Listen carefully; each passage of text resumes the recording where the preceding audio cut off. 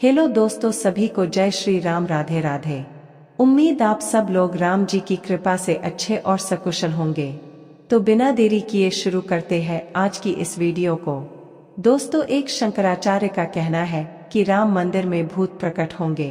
तो दूसरे शंकराचार्य ने जवाब देते हुए कहा कि अगर ऐसा हुआ तो मैं जल समाधि ले लूंगा। आखिर पूरा मामला क्या है, आइए जानते हैं इस वीडियो में। यदि आप एक सच्चे सनातनी हैं, तो वीडियो को एक लाइक जरूर करें और चैनल को भी सब्सक्राइब कर लें। दोस्तों, आप सभी को पता होगा कि अयोध्या में 22 जनवरी को राम मंदिर में रामलला की प्राण प्रतिष्ठा का भव्य समारोह आयोजित होने जा रहा है। श्री राम जन्मभूमि तीर्थ क्षेत्र ट्रस्ट की तरफ से इस पावन अवसर का साक्षी बनने के लिए साधु संतों के साथ गणमान्य लोगों को निमंत्रण भेजा गया है। देश के 4 पीठों के शंकराचार्यों को भी इसके लिए आमंत्रित किया गया है, लेकिन 2 शंकराचार्यों ने मंदिर में प्राण प्रतिष्ठा की धार्मिक शास्त्र परंपरा का पालन होने का सवाल खड़ा करते हुए प्राण प्रतिष्ठा समारोह में जाने से इनकार कर दिया है। प्राण प्रतिष्ठा के मुहूर्त को गलत बताने वाले स्वामी अविमुक्तेश्वरानंद सरस्वती और स्वामी निश्चलानंद सरस्वती का कहना है कि राम मंदिर उद्घाटन में शास्त्रीय विधा का पालन नहीं किया जा रहा है। पुरी के गोवर्धन पीठ के शंकराचार्य स्वामी निश्चलानंद सरस्वती ने फिर से सनातन धर्म के नियमों के उल्लंघन की बात कही है। इसके साथ उन्होंने यह भी चेतावनी दी है कि उनका कोई बाल भी बांका नहीं कर सकता, इसलिए उनसे टकराने की गलती ना की जाए। शंकराचार्य ने कहा कि व्यासपीठ के साथ जो टकराता है, चारों खाने चूर चूर हो जाता है। स्वामी निश्चलानंद सरस्वती ने कहा, मैंने पहले कहा कि हिमालय पर जो प्रहार करता है उसकी मुट्ठी टूट जाती है। हम लोगों से टकराना उचित नहीं है। कहीं एटम बम को दृष्टि मात्र से नष्ट करने की क्षमता हम लोगों में है। हम चुनाव की प्रक्रिया से इस पद पर नहीं प्रतिष्ठित हैं। जिनकी गद्दी है उनके द्वारा प्रेरित होकर हम प्रतिष्ठित हैं, इसलिए कोई हमारा बाल भी बांका नहीं कर सकता।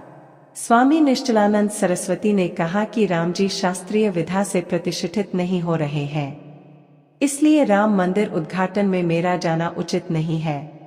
आमंत्रण आया कि आप एक व्यक्ति के साथ उद्घाटन में आ सकते हैं। हम आमंत्रण से नहीं बल्कि कार्यक्रम से सहमत नहीं हैं।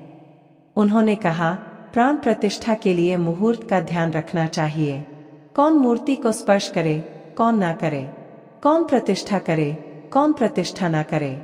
स्कंद पुराण में लिखा है कि देवी देवताओं की जो मूर्तियां होती हैं, जिसको श्रीमद् भागवत में अरसा विग्रह कहा गया है, उसमें देवता के तेज प्रतिष्ठित तब होते हैं जब विधि विधान से प्रतिष्ठा हो। विधिवत प्रतिष्ठा न हो तो मूर्ति में भूत प्रेत पिशाच प्रतिष्ठित हो जाते हैं। साथ ही साथ विधिवत प्रतिष्ठा हो जाए और आरती या पूजा में विधि का पालन न किया जाए तो देवी देवता का तेज तिरोहित हो जाता है, जिस कारण डाकनी, शाकनी, भूत प्रेत पिशाच उस प्रतिमा में प्रतिष्ठित होकर पूरे क्षेत्र को तहस-नहस कर देते हैं। प्राण प्रतिष्ठा, मूर्ति प्रतिष्ठा खिलवाड़ नहीं है। इसमें दर्शन, व्यवहार और विज्ञान तीनों का एकत्व है। व्यापक अग्नि को घर्षण के द्वारा एक जगह व्यक्त कर लिया जाता है, वह दाह प्रकाशक अग्नि तत्व होता है। इसी प्रकार व्यापक परमात्मा को मानसिक, तांत्रिक और यांत्रिक विधा से प्रतिमा में अरसा विग्रह में अभिव्यक्त करने की विधा दर्शन, व्यवहार और विज्ञान की दृष्टि से बहुत महत्वपूर्ण है। उसका अनुपालन उसी तरह किया जाएगा तो तेज का प्रकट हो जाएगा, नहीं तो विस्फोटक हो जाएगा।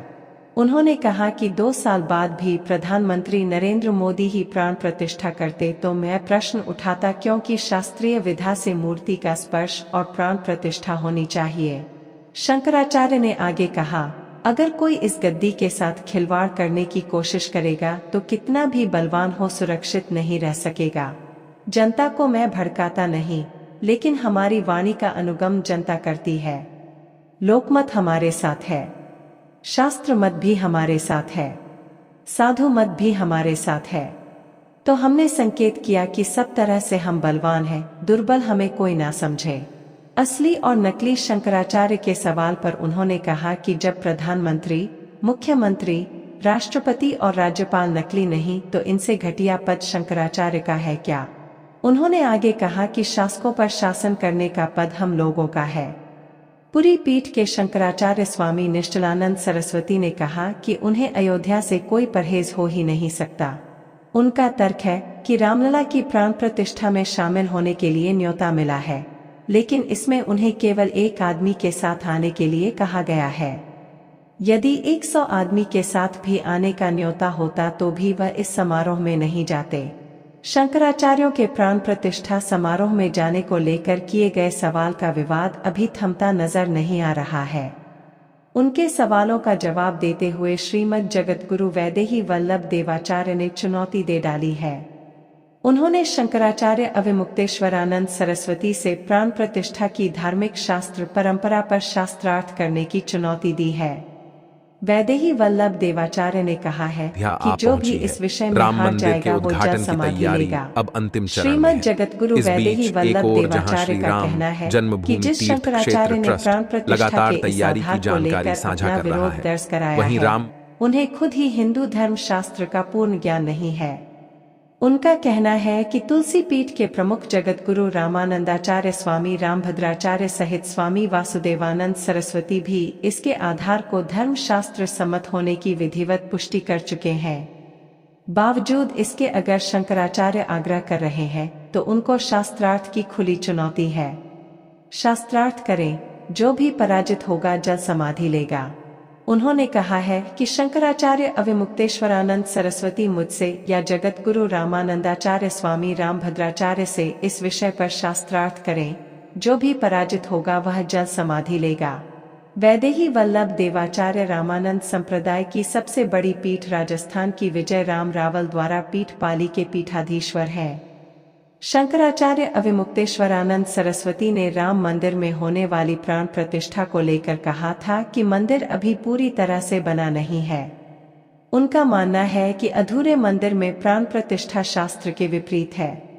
शंकराचार्य के इस वक्तव्य के आधार को रामानंद संप्रदाय के श्रीमद् जगद्गुरु वैदेही वल्लभ देवाचार्य ने चुनौती दी है।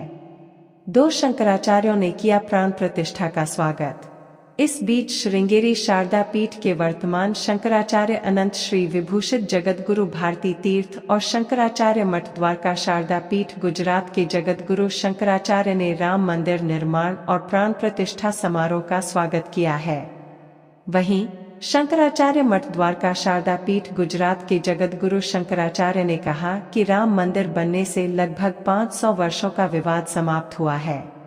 उन्होंने अयोध्या में होने जा रहे राम मंदिर प्राण प्रतिष्ठा समारोह के सभी कार्यक्रम वेद शास्त्र अनुसार धर्म शास्त्रों के मर्यादा का पालन करते हुए विधिवत संपन्न कराने की बात कही। तो दोस्तों, इन शंकराचार्यों के प्रति अपनी राय कमेंट बॉक्स में जरूर दीजिएगा तथा ऐसी ही और वीडियो देखने के लिए चैनल को सब्सक्राइब जरूर कीजिएगा। मिलते हैं अगली वीडियो में, तब तक के लिए हर हर महादेव।